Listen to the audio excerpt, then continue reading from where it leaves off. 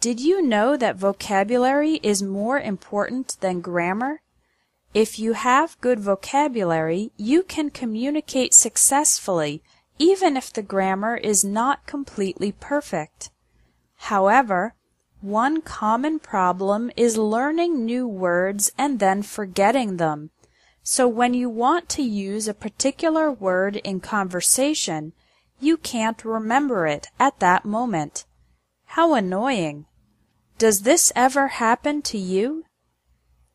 The reason for this difficulty is that most students try to learn vocabulary by studying lists and dictionaries and memorizing the words. But this is not effective unless you naturally have a very good memory. The best way to learn vocabulary and remember the words successfully is to learn new words and use them immediately. You can do this with a very simple exercise.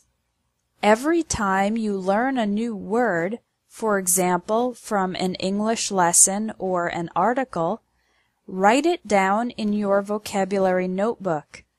Writing is more active than just reading a definition.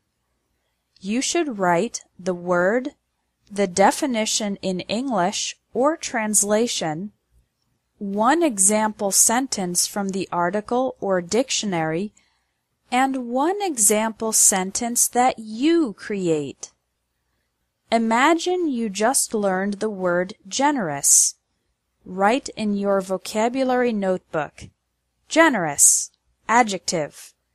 Definition: when a person gives time or money freely. Example 1 from the article. Thanks for paying for my dinner. You're very generous. Example 2. My example.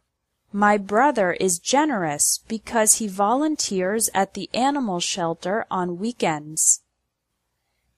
It's best if your example sentence is true or relevant to your life, because this creates a personal connection with the new vocabulary word.